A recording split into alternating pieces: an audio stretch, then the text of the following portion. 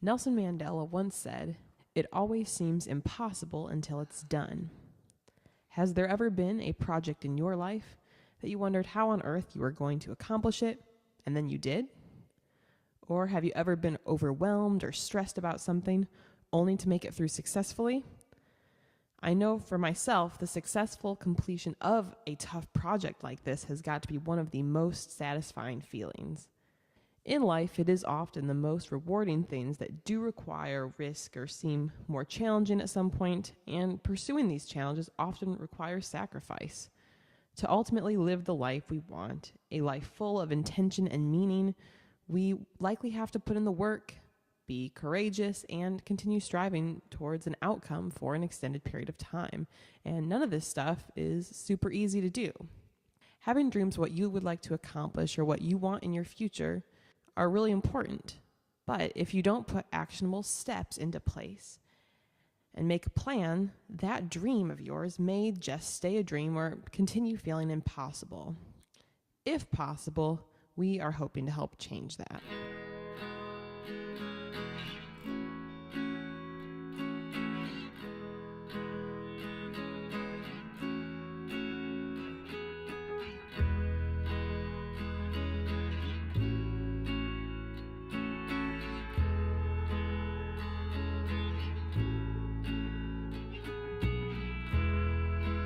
And with that, welcome to the Abundantly Minimal podcast. That was Sarah. I am Jake, and we are here to help you create abundance through living intentionally.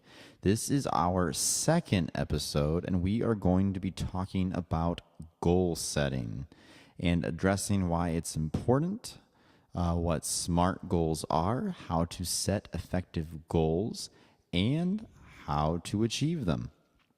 So, just getting started right here, I guess we should probably answer the most obvious question. Why should you hold yourself to goals? And I don't know where it was that I heard this before, Sarah, but I'm probably butchering the expression. But one who goes with the flow will eventually fall off the waterfall and die. Wow. No, seriously. I mean, you're not literally going to die. Well, I guess if you fell off a waterfall, you probably are going to die. But in this analogy, the idea is that going with the current and just going with whatever is happening, it may seem fine for a while, but you're going to end up at a destination that you probably don't want to be at. In this case, the waterfall, and dead. Going along with that, really horrible analogy, we all have goals, I think, whether we realize them or not. We simply, whether it's getting to work like 20 minutes ahead of schedule, that's a goal, or wearing all the clothes in your wardrobe, that's a goal. But the point is that if you're going to set goals, you might as well set them and be something that actually is relevant, something that is a challenge for you to do, and something that is actually worth achieving. I like that idea.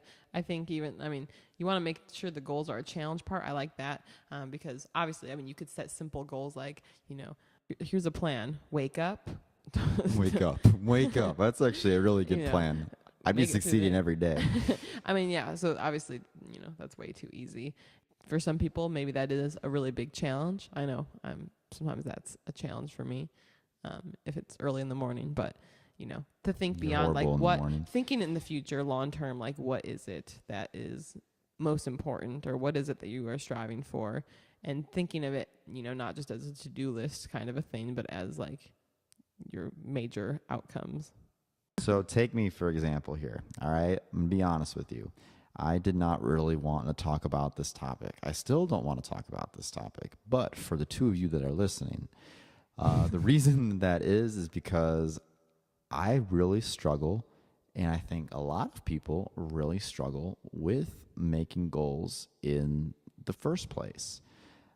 The only real goal, I would say, other than, I need to get my homework done before the next day because it is due or whatnot. But the only goal that I've ever created, I feel like, that wasn't something that somebody else had set before me, whether it was a due date on a project or the expectation of you need to go to college, you need to get a degree, and then you have to get married, which I'm glad about that part.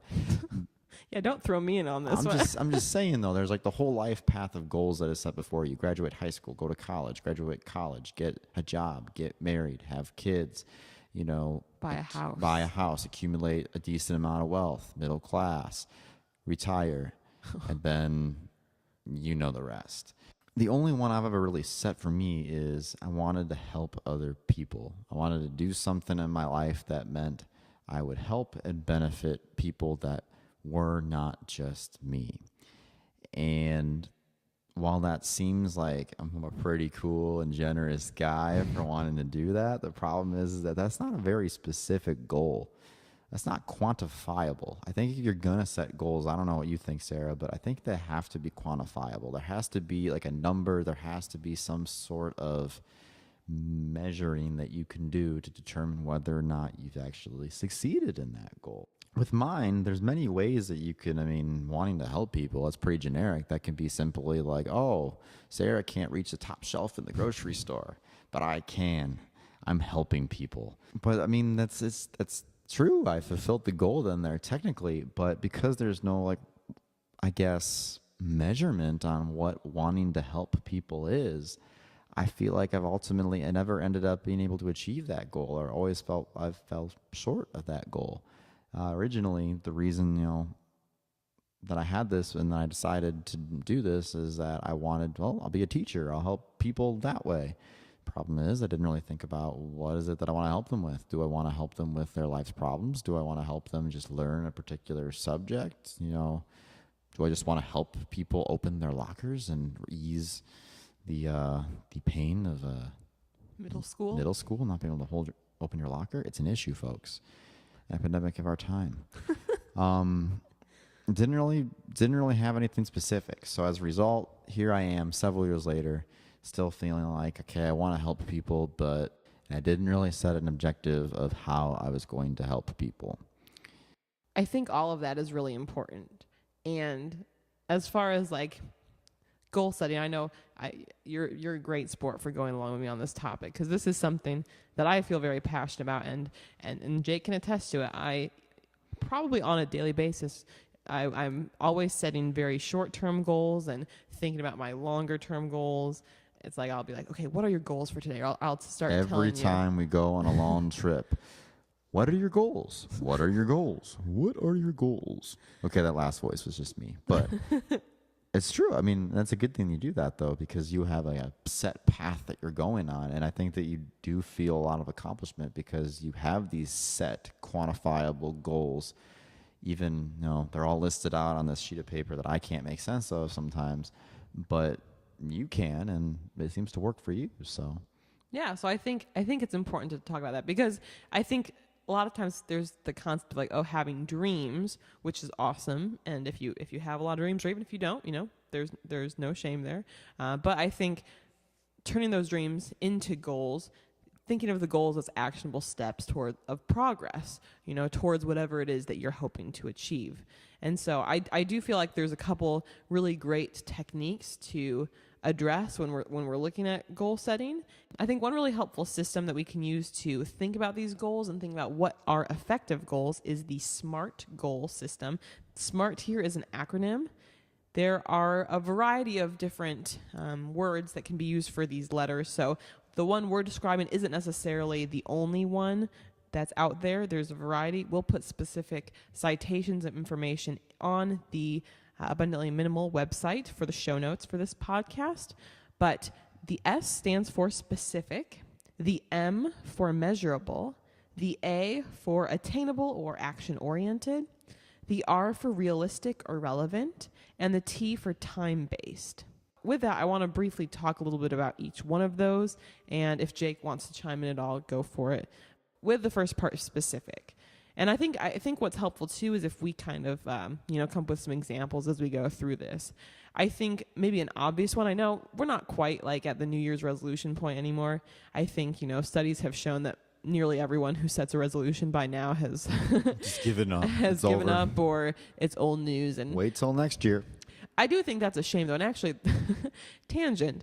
I think one of the reasons I'm also really passionate about goal setting and talking about this today, or one angle I want to take, is that I think so many people And I've been guilty of this myself in the past. So many people think, okay, I want to do this. My diet, I want to lose weight. My diet starts tomorrow, or it's going to start on Monday.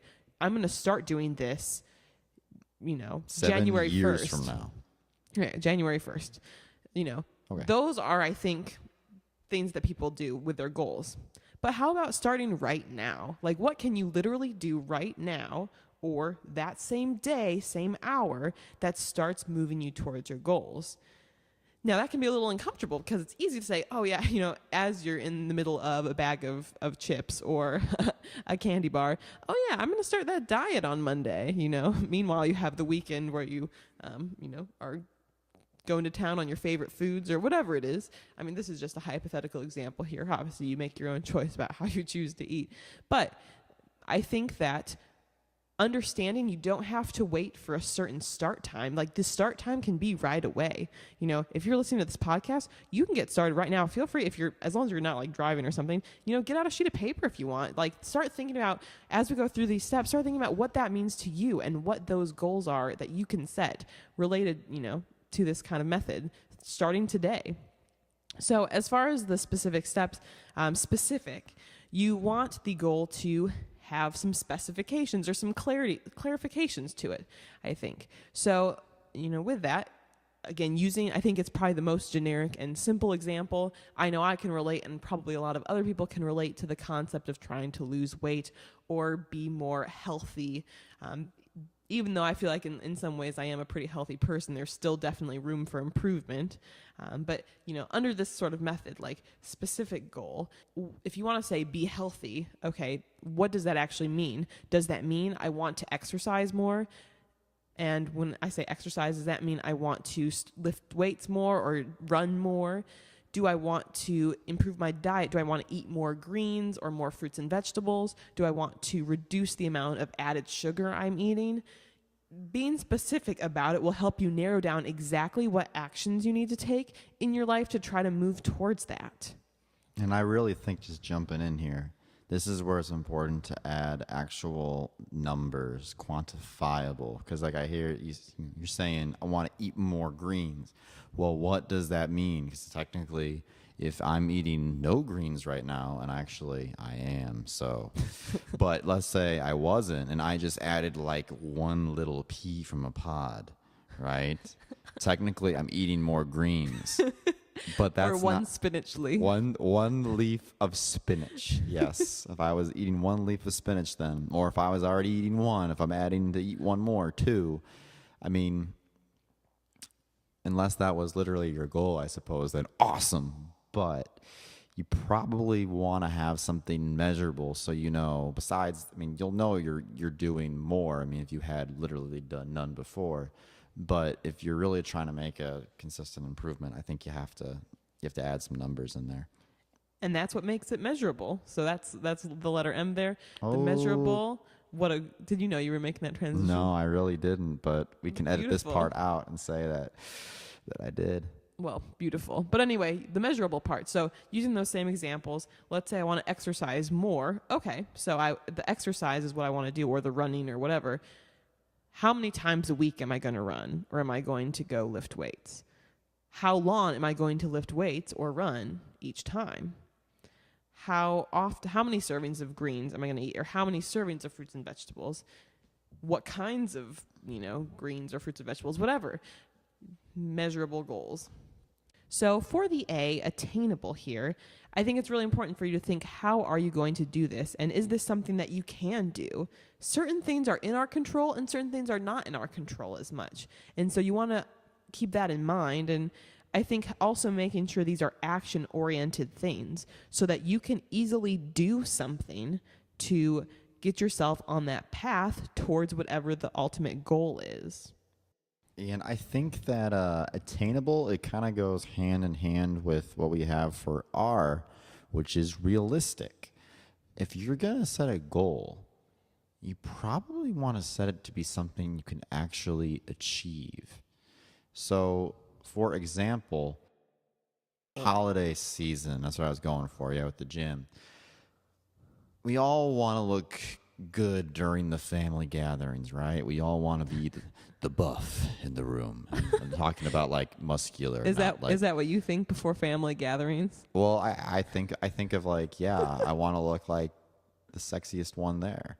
Wow. Yeah. Well, I mean, that was like this is okay, news to me. That's like some years. Other years I don't care as much. But there's some times though where it's like, man, if we're gathering up with certain family, like, spoiler alert here about me, I'm a very small, skinny dude. When we're talking like skin and bones, as I've been called by some people. So when I get to a family gathering, everyone else is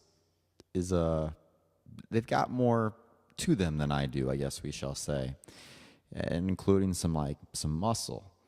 So when I go to these, I'm like, man, it's just like, what am I doing? So here's my quick story about that. So I think it was like couple years ago, 2015 then.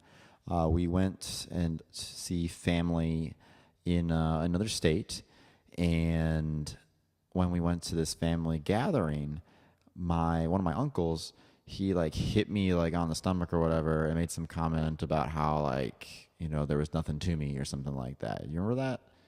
You must have not been around. But basically, he basically, and this has like happened multiple times, but always making comments about like how there's like nothing to me and that like I'm really skinny and have no weight to me.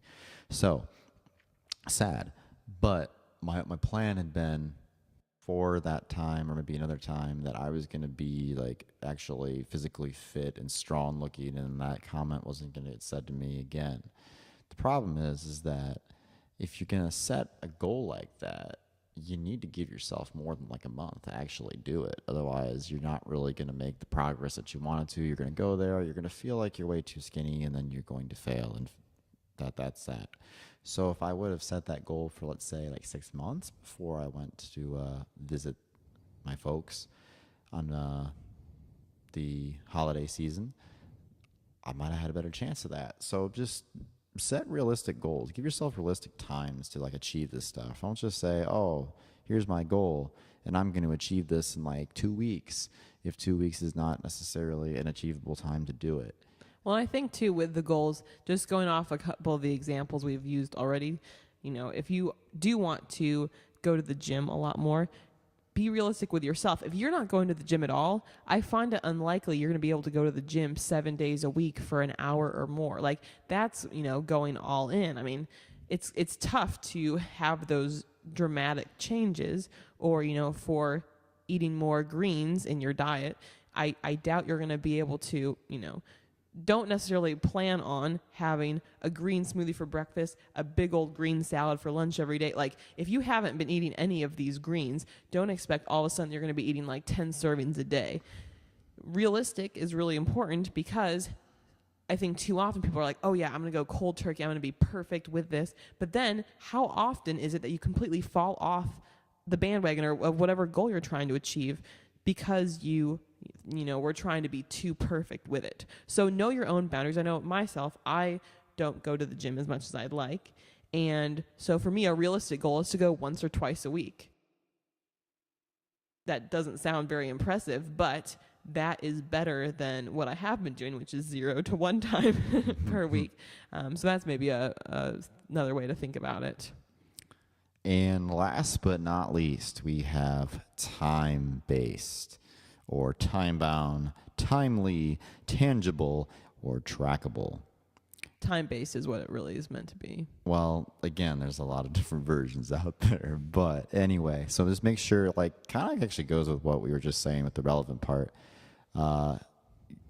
Put a time limit on it. Because if you just set no time limit, then you're always going to push it off to tomorrow, as Sarah was alluding to earlier, and it's never going to get done. So set a deadline. If there's a deadline, you're going to do it. It's like that paper that you had in high school or college. You never wanted to do it. You probably waited until last minute to do it. Guilty. But you did it because there was a deadline. Now you take away that deadline, unless you are just super, super, super motivated, and not saying that, you're not, but you're probably not going to, more often than not, you're probably not going to make that goal happen unless there is something pushing you. Like, for example, us even starting this podcast, we had a deadline to go ahead and put these out. If we didn't have a deadline, well, we probably wouldn't have gotten these out to you, and you probably wouldn't be listening to this right now. If you still are listening, thank you. but that's the point. You have to give yourself a time limit, I think. Otherwise, you are setting yourself up for the opposite of success. Or it's the option to procrastinate. Dreams. And then before you know it, you are falling off that waterfall. So, oh my God, that's same. Oh my gosh, I'm not sure about that. Okay, but anyway, yeah, with the time-based, it is really important. But you can give yourself some flexibility on that too. Yes, it's important to have a deadline, but sometimes, ideally your goal is very realistic and you're able to make it work in that deadline. But, sometimes life doesn't go as planned. But I think being able to constantly reflect on your goals and see and evaluate where your progress is will ultimately help you be more effective with the goal setting. That being said, I think now is a good time. I want to get into a few of the methods and tips I use to help plan my goals, and hopefully maybe some of these are helpful to you. Feel free to let me know in the comments on the blog post for our show notes here if you find any of these helpful or even have some of your own methods. So I think one of the first things to address is the difference in time. And so there are very short-term goals. There are more long-term goals. I personally try to think of them as like daily, weekly, and monthly goals. Obviously, I'm not, spending a lot of time on these necessarily every day, but I think it can be helpful to look at more so the big picture and think, what is it I'm going for here? And then break down, okay, if I want to end up at this particular destination, what do I need to do to get there? What are the steps?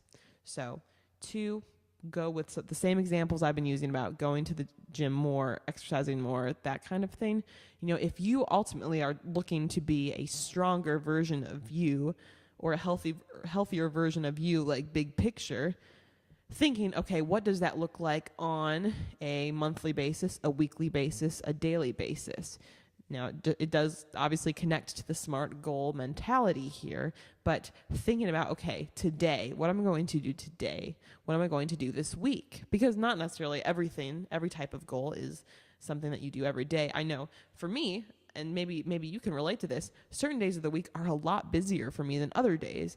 And I know that certain days in my schedule, I'm more likely to accomplish certain things, for whether it's for the abundantly minimal business that we're working on, or whether it's for my actual job, my teaching job. There's different things that come up at different times, and it can be really tough to try to negotiate that. I'm very flexible with myself. I know, if I've got like my master's class for my master's degree, I'm probably not going to get as much done that day as I am when I don't have that kind of stuff going on. But thinking about overall, what are my goals for right now? What are my goals for this whole week? And I think it can be helpful if you use consistency in how you record these goals.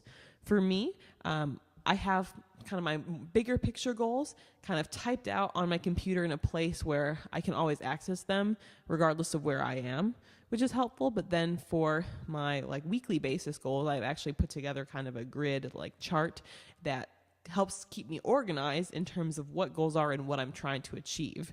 So I think Jake alluded to this earlier. It kind of stresses him out seeing my sheet with all the goals on it. But for me, it's really helpful to keep things organized because personally, I do have a lot of different goals and things I'm trying to achieve all at once. And if I didn't have, these separate grids for each goal, it would be overwhelming to me.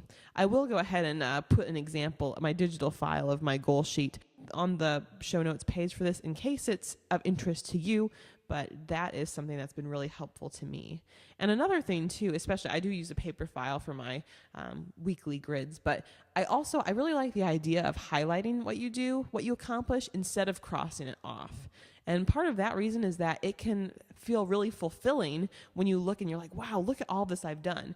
Yes, I totally get it, crossing it out, after you've written something, whether it's a to-do list or as part of your goals, a step towards your goals, crossing it out feels awesome. But don't worry, highlighting gives you that same sort of sense of accomplishment, but then it makes it easier to read back and look what you've done. One other method I personally have not done myself, although I've heard from others that it's very successful. You can actually kind of keep track of things in a notebook, and you can decide if you have each page be a day or a week or whatever it is. But the idea is that a notebook is kind of cool because you can keep flipping back through. It keeps all of your progress all in one thing. And so you can see, like, you can look back and see where you were on day 1, day 2, week 1, week 2, and compared to where you are now. And I think that can be really satisfying, even if you feel unmotivated at times or feel like there's times you're not making as much progress. When you take a look back at that and see, wow, look where I came from, the starting of that, that can be a huge accomplishment. I know for myself on really any of the goals, at the starting point, it does seem really daunting and scary and maybe crazy that you're trying to accomplish that. But then when you make it to that point, again, it's like that opening quote, it seems impossible till it's done. When you make it through more, then, it does, it can surprise you how much you're able to actually achieve. Finally, I think it's really important to have some accountability. So whatever that means to you, having someone who you can talk to about your goal, communicate it with them. Ideally, someone who's maybe not like someone you're too close to, who'd be too forgiving of you, but someone who will help really hold you accountable and be like, hey, you didn't get this done. Why aren't you doing this? Isn't this important to you? That's kind of some tough love, which isn't always what we want to hear, but can be really helpful. And then also, even if you need to publish your goals somewhere, if you need to share your goals on social media somewhere objectively so they can hold you accountable too, like, yeah, you're not doing this. You said you were going to be doing this, but you're not. That can be helpful too, so we can, again, keep ourselves on track and on pace. One thing that I would say regarding that last one, I don't know if you've ever heard this, but I always heard that when you tell other people your goals, you're actually less likely to achieve your goals. You ever hear that before? No, I've heard the opposite. What's the rationale? Well, the rationale is that when you tell your goal to somebody else or you speak about what you're going to do, you get this high. It's just like that you're telling someone else about it and that they know that you're going to be doing this. And for some people, they say that and then it's enough. And just because know that they've said it now and they've let it out there, they've got that feeling of satisfaction, and they don't always, not like 100% of the time you don't follow through, like you're saying. For a lot of cases you do follow through there, but just I think it's something to keep in mind that it's easier said than done, that phrase. It's really easy to tell people your goals and what you're going to do, but it's a lot harder to actually go ahead and do them. So just make sure that, publicizing, keep in mind, it does not equal achievement. I don't remember where I heard that, but I just heard the opposite. Upon a quick Google search, it actually is a way more common thing than I knew. So see, there we go. Different perspectives. So maybe you decide what's most helpful for you. Personally, I have been very vocal about my goals, and I think that does help me.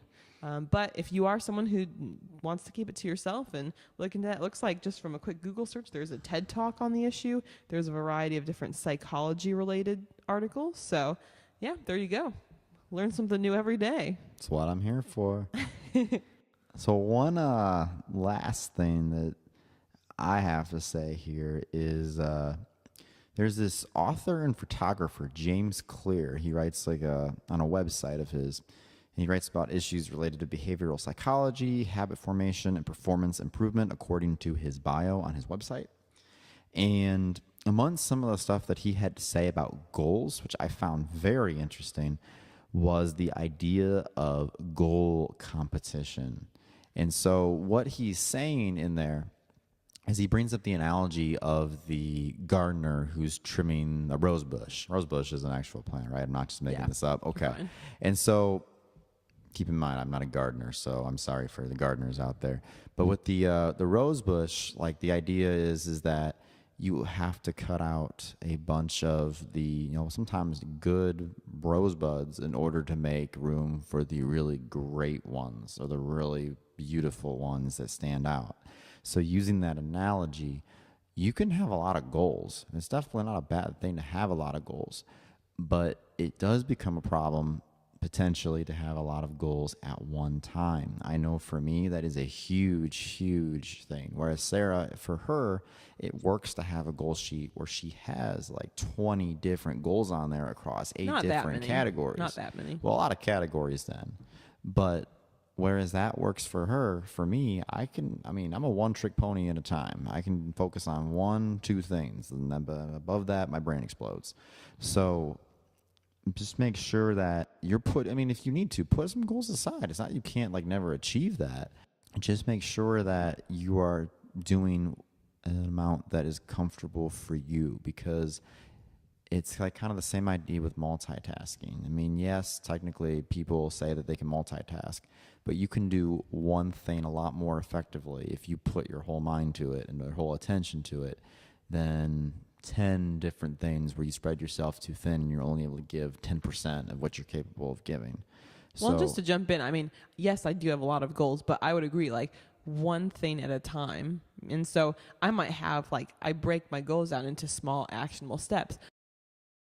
Actionable step on one goal, and then also work towards a second goal, the actionable step. So, I mean, I'm not doing, like, 10 things at once. Like, I mean, sometimes I kind of wish I could, but, I'm not. You talk about it a lot.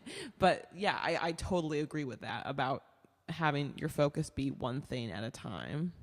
And while you're focusing on that one thing at a time, Clear also says that you shouldn't just think about the bare minimum of what you're going to do. So like most people, he was saying, take like someone who's like an author, for example, who's writing a book or a poem or whatever it might be. I guess a really long poem if you have this many words in there. But the idea like, I'll write at least 500 words a day. That's my goal. I'll write at least 500 words a day for all 7 days of a week. But what he points out that we often don't think about is what about the upper limit?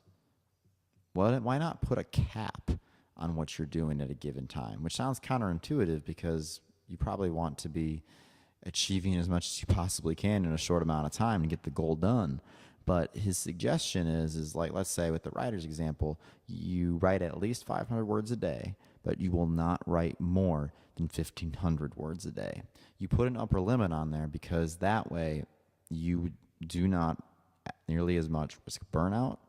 You can sustain the progress that you are making. You are not reaching a level where it's unsustainable, and it just keeps you going longer because you've set a limit to yourself and you don't completely consume your life with this one goal and then, like I've said, burn yourself out with it, and then that's kind of it.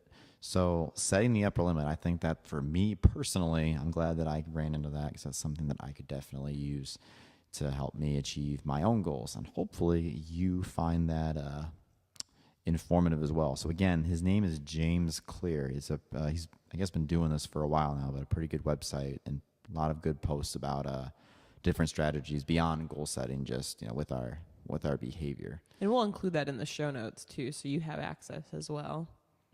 But I think that's really great. Hopefully, maybe after listening to this podcast, you feel like you're maybe ready to evaluate your own goals or think more about your goals going forward. Hopefully, something we said maybe resonated with you. Even though there are conflicting ideas about whether or not it's helpful to share goals, if you'd like to share them with us in the comment section on our show notes page, we'd love to hear from you. We do really thank you for listening to our podcast, especially if you made it this far. Woohoo! But if you enjoy what you're hearing, we'd love for you to subscribe to our podcast on wherever you listen to podcasts and give us a review if you think it was, something worth listening to. We'd love to hear it. And that, especially since we're a really new podcast, that can be really, really helpful to us. So thank you so much for listening today. Take care. And we will catch you on our next episode. Thank you for listening, guys. Take it easy. Bye.